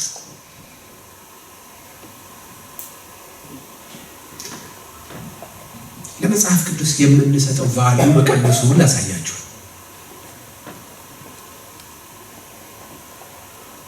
ባለፈው ነግሬያችሁ እንደሆነ እርግጠኛ አይደለሁም። አንድ እህት በጣም ወዳት እህት በእምነት በጣም የተራራቀ አቋም ነው ያለን። እሷ በጣም የምታደንቀው አንድ አገልጋይ አለ። ስም በጠራው ታውቃላችሁ፣ ስም መጥራት አያስፈልግም። ግን ኢትዮጵያዊ አይደለም፣ በጣም የታወቀ ሰው ነው እና የፕሮስፔሪቲ ጎስፔል በጣም አቀንቃኝ ነው። በጣም እና ቤቷ ጋበዘችኝና 45 ደቂቃ የተለያየ ክሊፕ አሳየች የሰውየው እና በኋላ መጣችና ምን ትላለህ ስለዚህ ሰውዬ አገልግሎት አለች። ብዙ ጊዜ ጋብዛኝ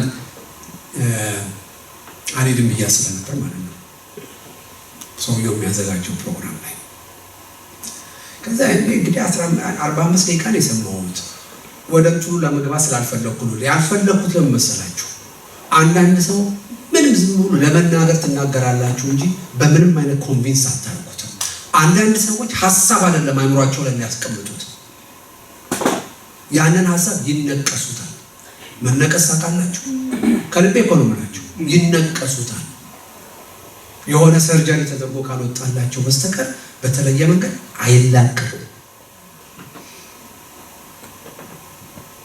ስለዚህ እኔ ተናግሬ ላሳምናት እንደማልችል አውቃለሁ እና ወደ ቶፒኩ መግባት አልፈልግም። ግን ባልኳችሁ መንገድ በቃ በጣም ጎተጎተች። ከዛ በጣም ለማሳጠር በ45 ደቂቃ ስብከት ሰውየውን ሙሉ ነው እንደዚህ ነው ብዬ ግን እሺ በጣም ግድ ካልሽኝ ሰውየው የሚያስተምረው ሁልጊዜ ይሄንን ነው አልኳት። አዋለች ይሄንን ነው በቃ የሚያስተምረው፣ ዋናው በቃ የዚህ ሰውዬ ቶፒክ እና መልእክቴ ነው። በጣም ጥሩ። እኔ አሁን ስለ እግዚአብሔር ሁልጊዜ ስለ እግዚአብሔር ሶስትነት ብቻ ባስተምር፣ ስለ አንድነቱ ባላስተምር ምን ይመስልሻል አልኳት።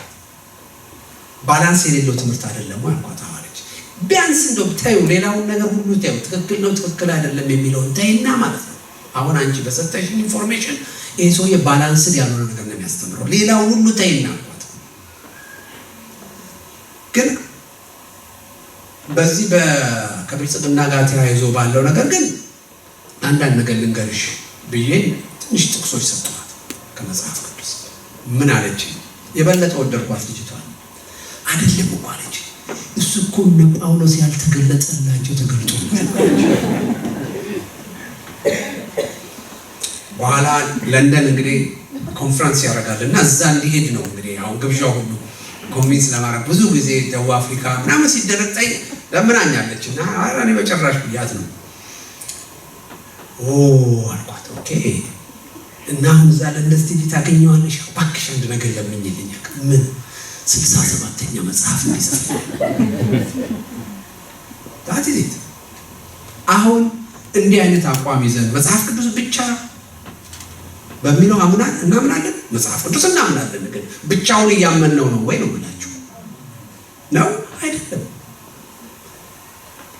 ስለዚህ የእምነት መሰረቶቻችንን በብዙ መንገድ እየሸረሸረ ነው። በብዙ መንገድ ወንድሞቼ እህቶቼ፣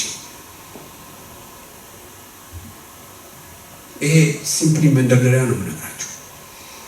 ስለዚህ ቤተ ክርስቲያን ውስጥ ሰው በፈለገው አይነት ጸጋ ይገለጥ። እግዚአብሔር አንዳንድ ጊዜ በጣም ወዷችሁና በቃ እነዚህ ልጆችስ እንደው ለየት ያለ ያስፈልጋቸዋል ብሎ ማለት ነው ገብርኤልን እያላከ እዚህ ጋር ቢያገለግላችሁ ከዚህ በታች ምንም ነው በእግዚአብሔር ቃል ብቻ ነው። የተሰሎንቄ የቤሪያን ሰዎች እኮ እነ ጳውሎስን እኮ ነው የሚናገሩት ነገር እንዲሆንን እያሉ መጽሐፍትን እየመረመሩ በሙሉ ፈቃድ ምን አሉ ተቀበሉ የተባሉት። የኛ እኮ ሐዋርያት ነን እንዴት ጠይቁናላችሁ? ቀጥታ እኮ ነው የሰማነው፣ እንደወረደ እኮ ነው የሰማነው አላሉ ብለዋል። እኛ ቤተ ክርስቲያን በትንቢት አገልግሎት እንደሚያገለግል እንደዚሁ ከሰማው ማለት ነው ማለት ተጋብዞ ወይም እንግዲህ ጋብዘን ብቻ አይደለም ራሳቸውም ይመጣሉ አይደለም። በአሁኑ ጊዜ ልክ ነኝ አገልጋዮች ነው እናንተ ማታው ደብድበው ነው የሚያስከፍቱት ቸርቹ። ከልቤ ነው የምላችሁ። እና አንዳንድ ጊዜ ትጋት ነው ወይስ ምንድን ነው አይደል? ግን በቃ ብዙ ጊዜ ደበሩ ስለተንኳኳ አይደለም ያ ሰውዬ አለ እንደው እንትን ግን ጨቅጨቃውን ፈርቶ እንትን ብሎ እንኳን ይከፍትለታል ለተባለ እንከፍታለን ያው አጣርተን ማለት ነው። እና በመልእክት የሚያገለግል ሰው እንደሆነ ከሰማው መጀመሪያ ሁሉ ጊዜ ወስዳለሁ ከሰውየው ጋር ጊዜ ወስደና አወራለሁ። እና በመልእክት የሚያገለግል ከሆነ ምን እለዋለሁ? ከተሳሳትን ልታረመኝ ትችላለህ። በእኛ ቤተ ክርስቲያን በትንቢት ወይም በእንደዚህ አይነት መንገድ የሚያገለግሉ ሰዎች ማገልገል ያለባቸው እንደ እግዚአብሔር ቃል ነው ብለን የምናስባቸው መርሆች አሉ። እና አሁን ይህንን የምነግርህ ምናልባት ትክክል ካልሆነ እንድታረመንም ጭምር ነው። አንደኛ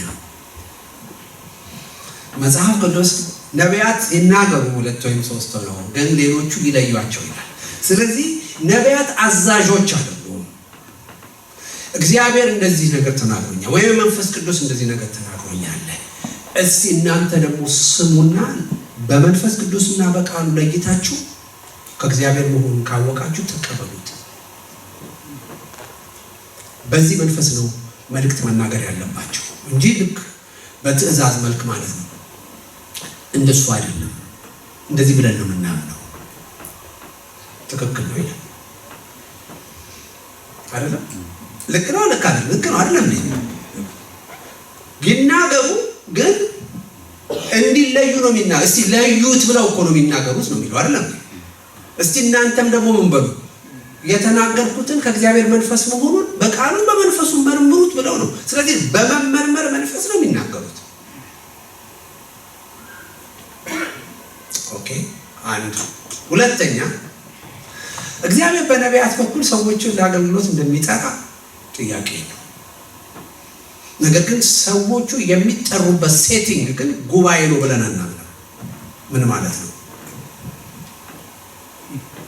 በዚህ መካከል መጥቼ አሁን የሰራዊት ጌታ እግዚአብሔር ይነሳ ቢጫ የለበሰው ልጅ ሐዋርያ አድርጌሃለሁ ምናምን ሊናገረኝ ይችላል። እግዚአብሔር ያዛ ቢጫ የለበሰው ልጅ ሐዋርያ ነው ሊለኝ ይችላል። ሐዋርያ እንኳን ትንሽ ከፍ አለ መሰለኝ ዝቅ አለ። ኤኒያ የሆነ ጸጋ ብቻ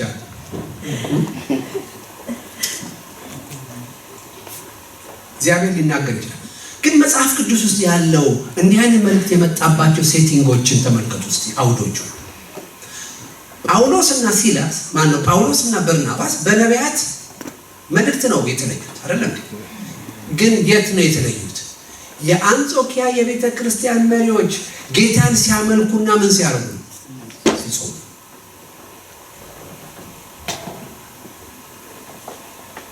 ጢሞቴዎስ የት ነው ከትንቢት ጋር ጸጋውን የተቀበለው ወይም አገልግሎቱን ጥሪውን ያገኘው? በሽማግሌዎች እጅ መጫን ከትንቢት ጋር። ሴቲንጉ ምንድነው? ሊደርሺፕ ነው ሴቲንግ። አሁን ቤተ ክርስቲያን ውስጥ ጣጣ የተፈጠረው ለምንድን ነው? አንደኛ ሰዎችን እኮ እግዚአብሔር ሊጠራ ይችላል። ምንም ጥያቄ የለውም አይደለም እንዴ? ግን የቤተ ክርስቲያኒቷ ኒድ ነው ወይ? አሁን ለምሳሌ አላቅም እናንተ ስንት ወንጌላዊ እንዳላችሁ ስንት ፓስተር እንዳላችሁ እኔ አላቅም፣ ግን እንበልና ማለት ነው አሁን የኔ ቤተ ክርስቲያን ብትመጡ ትንሽ ነን እኛ በቁጥር 2 ፓስተር ተጨማሪ 3 ወንጌላዊ ደግሞ የሆነ ነገር ይሆናል እንዴ? ራሱ እንትን ያደርጋል። ይሄን የሚያቅማን ኒዷን የምታቅማናት ቤተክርስቲያን ናት። ምን ማለት ነው? ሰውየው ያ ኒዱ በደረሰ ጊዜ ምን ማድረግ ይቻላል? እንዲጠራ ማድረግ ይቻላል። ለዛ አገልግሎት መለየት ይቻላል። ግልጽ ነው ማለት ስራ ፈጥ ነው የምናደርገው። ስለዚህ የቤተክርስቲያን በቤተክርስቲያኑ ሰዎች ለአገልግሎት የሚጠሩበት ሴቲንጉ ምንድነው? ስለዚህ እንዲህ አይነት መልእክት እግዚአብሔር ሊሰጥህ ይችላል። አላውቅም። ከሰጠህ ግን ከፈለክ you are free ያ እግዚአብሔር ተናግሮኛል የምትለውን ሰውና እኛን ይዘህ በኋላ ከፕሮግራም በኋላ ልትናገር ትችላለህ እንጂ ጉባኤ ውስጥ መናገር ትክክል ነው ብለን አናምንም።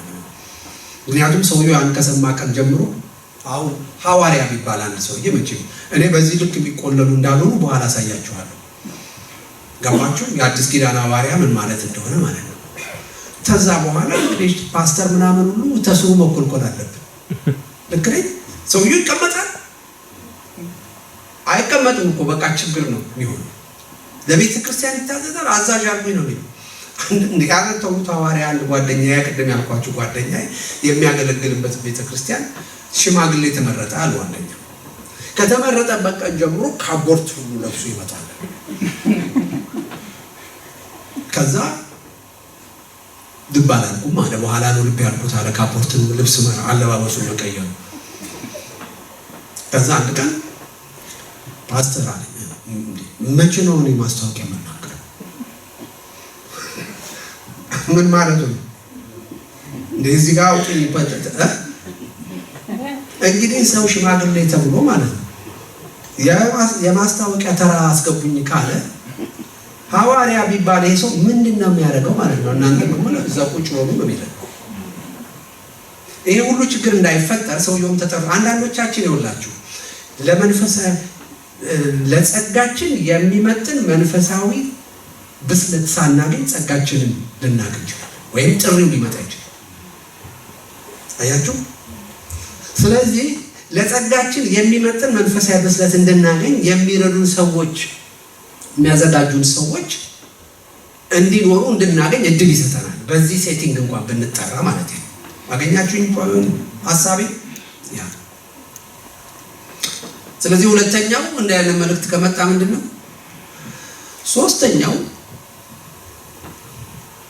በነፃነት መናገር ትችላለህ። በነፃነት እነዚህ ሁሉ ነፃነትን ለመክፈፍ አይደለም፣ ግን የእግዚአብሔርን ሕዝብ ለመጠበቅ ትልቁ ኃላፊነት ያለብን እኛ ነን። ስህተቶች ሊፈጠሩ ይችላል። ለተፈጠሩ ትንሽ ስህተቶች ሁሉ ዋና ግን ከባድ ትልቅ ቤተክርስቲያንን ችግር ውስጥ የሚከት ወይም የሰዎችን ሕይወት ችግር ውስጥ የሚከት ትልቅ ስህተት ግን እዛ ከተሰራ እዛው ሁሉ ልናረም እንችላለን። ይህን ሁሉ አስፈራርተው እንዴት እንዳትሉኝ እንጂ ትክክል ነው አለ። እንደውም በጣም ገረመው። እኔ እንደዚህ መንገድ አንድም ቦታ ገጥሞኝ አያውቅም አለ። መጨረሻ ነው እኛ ጋር ያገለገለው። ጄኔቫ አገልግሎ፣ ዙሪክ አገልግሎ፣ ሳንጋለን አገልግሎ መጨረሻ ነው ያገለገለው እኛ ጋር በስነ ስርዓት አገልግሎ ሄደ። ከዛ ደወሉልኝ ከሌሎች አንተ ያ ሰውዬ እኮ እንደዚህ ብሎ እኮ እከሌ እኮ ተሰናክላብን። እኔ እስከማውቀው ድረስ ከልቤ ነው የምላችሁ። እኛ ቸርች ማለት አይደለም፣ የትኛው አጥቢያ እንደሆነ አልነግራችሁም።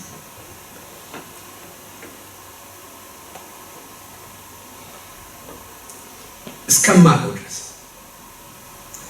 ሰዎች ቢያንስ አንድ ሰው ከቤተ ክርስቲያን ያልቀረበት የትንቢት አገልግሎት አላውቅም።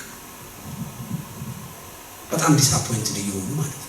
በአንድ ወር ውስጥ ራሱ እንዴት እንደሚሆን አላውቅም። በአንድ ወር ውስጥ እንዴት ነው ሰው የሚጋባው? ቢያንስ ሊተቻች ይችላል። እግሬ በቃ ያንን ይወስዱና እንደ እግዚአብሔር ቃል ዲስአፖይንትድ ይሆናል። ወር ጠበቁ፣ ሰውየው አልመጣም፣ ሴትዮዋ አልመጣችም። እኔ አርፌ በተቀመጥኩበት በቃ ምናልባት እግዚአብሔር ፈቃዱ አይደለም ብዬ ልቤን በቃ ሰብስቤ በተቀመጥኩበት ሰውየው ቀስቅሶኝ ምናምን ብለው ያኮረፉ ሰዎች ከቤተክርስቲያን የቀሩ ሰዎች አውቃለሁ። ከኛ ቤተክርስቲያን ማለት አይደለም። ለምን በስነ ስርዓት አገለገለ ካላችሁኝ በእግዚአብሔር ቃል እንደዚህ ነው፣ በዚህ መንገድ ነው የምንመራው ስላልነው ልክ ነው። በቃ ማንም ሰው ከዚህ ቃል በታች ሆኖ ማገልገል ያለበት ፓስተሩን፣ ሽማግሌውን፣ ሐዋርያውን፣ ነብዩን። ለምን እኛ ፕሮቴስታንቶች ምንድነው የምናምነው? መጽሐፍ ቅዱስ ብቻ ነው። የሁሉ ባለስልጣን ይሄ መጽሐፍ፣ የሁሉ ነገር ባለስልጣን። ክብር ለእግዚአብሔር ይሁን። ኦኬ፣ እዚህ ጋር ባቆም ይሻላል። በኋላ ወደ ዋነኛው ብገባ ይሻላል። ለምን እዚህ ከገባው እንትናው ዋናው ትልቁ ነገር በዚህ አማኞች ሁሉ ካህናት ናቸው በሚለው ተነስተን ነው እንግዲህ ወደ ዋናው ትምህርት የምንገባው ማለት ነው። እግዚአብሔር ይባርካችሁ።